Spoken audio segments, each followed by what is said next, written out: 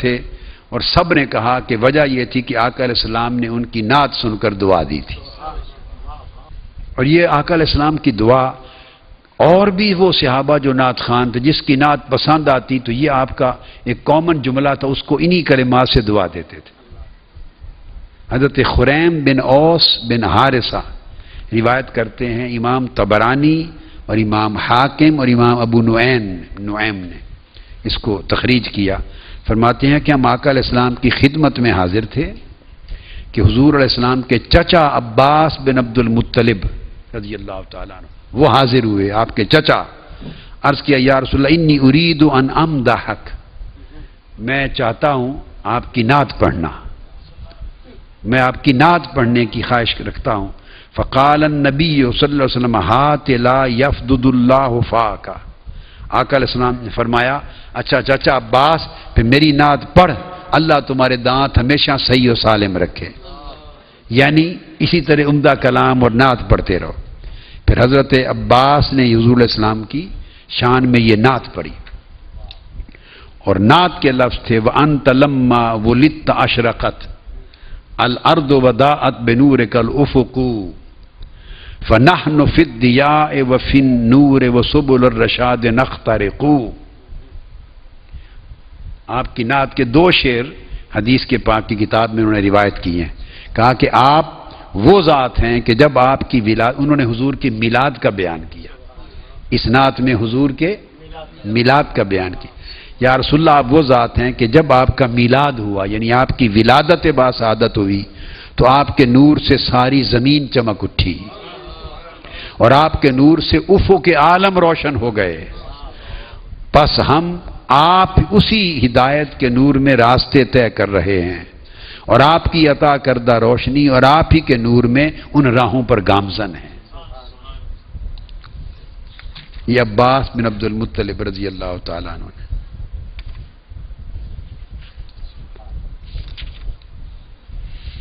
آخری حدیث ایک اور، حضرت موسیٰ بن عقبہ رضی اللہ تعالیٰ عنہ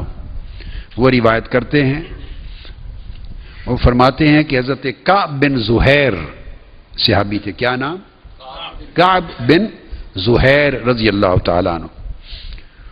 انہوں نے قصیدہ بانت سعاد یہ پڑھا، طویل قصیدہ، نعتیہ قصیدہ ہے آقا علیہ السلام کی شان اقدس میں، اور وہ مسجد نبوی میں حاضر ہوئے اور مسجد نبوی میں آ کے آقا علیہ السلام سے اجازت لی اور میں نے قصیدہ پڑھنا ہے، نعت پڑھنی ہے آپ کی شان میں، فرمایا پڑھو، پڑھتے رہے، جب اس شعر پر پہنچے ان الرسول لنور یستضاء بہ، ان الرسول لنور یستضاء بہ وصارم من سیوف اللہ مسلول۔ جب اس شعر پہ پہنچے، اس شعر کا معنی یہ تھا بے شک رسول مکرم صلی اللہ علیہ وآلہ وسلم نور ہیں، اور وہ نور ہیں جس سے روشنی حاصل کی جاتی ہے، لوگ چمک پاتے ہیں، اور آپ کفر و ظلمت کے علم برداروں کے خلاف اللہ کی تیز دھار تلواروں میں سے عظیم تیغ آبدار ہیں، عظیم تیغ آبدار ہیں۔ جب آقا علیہ السلام کی شان میں وہ پڑھتے ہوئے نعت اس شعر پر پہنچے تو آقا علیہ السلام نے اپنے دست اقدس سے جب کہا نا ان رسول اللہ لنور یستضاء بہ، نور ہیں حضور، تو آقا علیہ السلام نے ہاتھ سے صحابہ کرام کی طرف اشارہ کیا، اشارہ کر کے اس کی طرف ہاتھ کیا، فرمایا سنو اس کو کیا کہتا ہے۔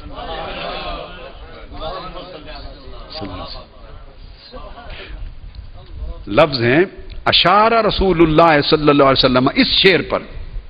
بکمن الی الخلق لیسمعوا منہ، آقا علیہ الصلوۃ والسلام نے اس مقام پر اپنے دست اقدس سے لوگوں کو، صحابہ کرام کو اشارہ کیا کہ وہ انہیں کعب بن زہیر کو غور سے سنیں کیا کہتا ہے، یعنی میرے نور کی بات کر رہا ہے، غور سے سنیں۔ حضرت سعید بن مسیب رضی اللہ تعالیٰ عنہ پھر آگے روایت کرتے ہیں کہ جب کعب بن زہیر کے پاس ایک گستاخ رسول تھا ابن خطر، اس کے قتل کی خبر پہنچی، اور اسے یہ خبر بھی پہنچ چکی تھی کہ حضور علیہ السلام نے اسے بھی وہی دھمکی دی ہے۔ واقعہ یہ ہے کہ یہ جو کعب بن زہیر ہے یہ جب مسلمان نہ تھا تو دشمن تھا اسلام کا، اور حجب لکھتے تھے یہ لوگ، شعراء تھے، آقا علیہ السلام کے خلاف معاذ اللہ مذمت میں،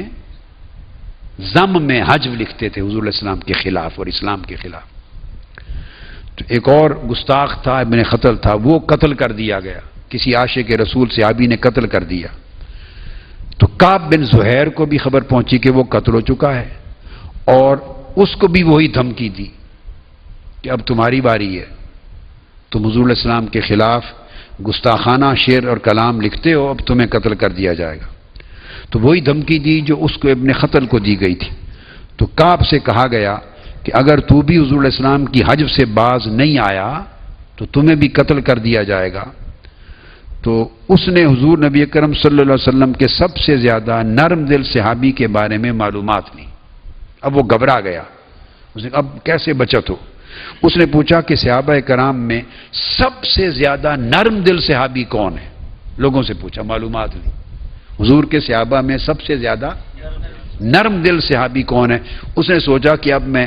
اس کی آڑ میں کوئی سبیل نکالوں بچنے کی۔ تو اسے حضرت ابوبکر صدیق رضی اللہ تعالیٰ عنہ کو بتایا گیا کہ سب سے نرم دل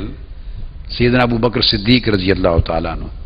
وہ چپکے سے چلا مکہ معظمہ سے اور مدینہ ان کے پاس جا پہنچا۔ آقا علیہ السلام سے ملنے کے لیے سیدنا ابوبکر صدیق کے پاس آ پہنچا، ان کے پاس گیا اور انہیں اپنی ساری بات بتا دی کہ میں کعب بن زہیر ہوں، کافر ہوں، وہی کافر جو حضور کے ذم میں آپ کے خلاف نظمیں لکھتا رہا ہوں آپ کی حجب میں اب توبہ کرنے اور معافی مانگنے کی نیت سے آیا ہوں آقا علیہ السلام کی بارگاہ میں قبول اسلام کرنے کے لیے، مگر میں نے اتنے کلام حجب میں اسلام کے خلاف اور حضور علیہ السلام کے خلاف لکھے ہیں کہ مجھے ڈر ہے کہ کوئی مجھے مار نہ دے۔ جب کسی کو پتا چلے گا کہ میں کعب بن زہیر ہوں تو چھوڑیں گے نہیں میں نے، تو آپ کے پاس آیا ہوں۔ تو ساری بات بتا دی۔ حضرت ابوبکر صدیق رضی اللہ تعالیٰ عنہ نے کہا اچھا کوئی نہیں، کرتے ہیں۔ ساتھ لیا کعب بن زہیر کو اور چپکے سے چلے، اس طریقے سے کہ کوئی صحابی اسے راستے میں پہچان نہ لے، اور اگر کوئی پہچان لیتا تو اس نے راستے میں ہی قتل کر دینا تھا۔ لے کے چل پڑے حتیٰ کہ اسے آقا علیہ الصلوۃ والسلام کی بارگاہ تک لے کے آ گئے، پہنچ گئے مسجد نبوی میں۔ حضرت ابوبکر صدیق رضی اللہ تعالیٰ عنہ نے آ کر آقا علیہ السلام کی بارگاہ میں مجلس میں بیٹھے تھے، عرض کہ یا رسول اللہ یہ ایک آدمی آیا ہے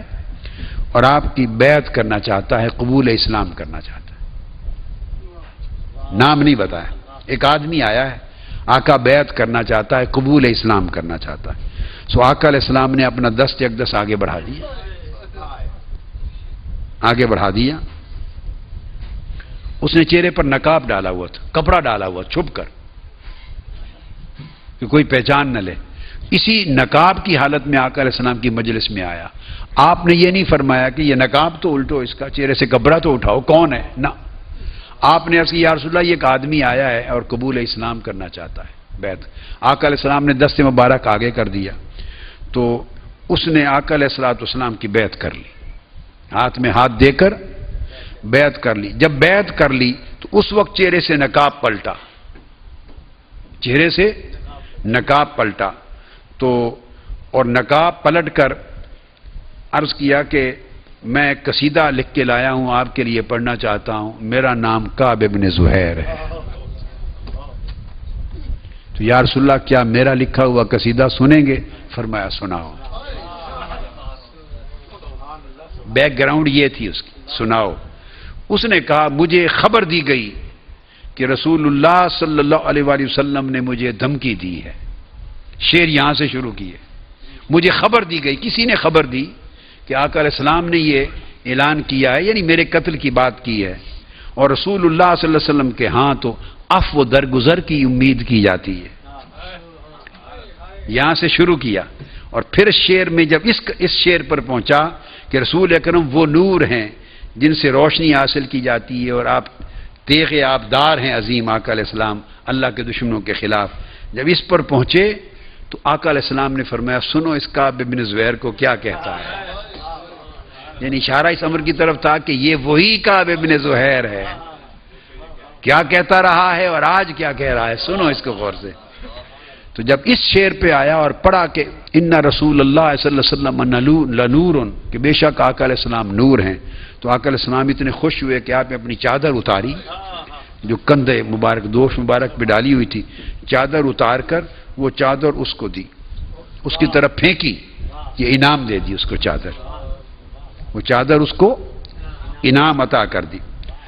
تو وہ چادر آقا علیہ السلام نے اس کو پہنا دی، پھر اپنی اس کو اڑا دی۔ یہ وہ چادر تھی کہ پھر اس کے پاس رہی، اور حضرت امیر معاویہ رضی اللہ تعالیٰ عنہ کا جب دور آیا تو اس کی اولاد کے پاس وہی چادر تھی وراثت میں۔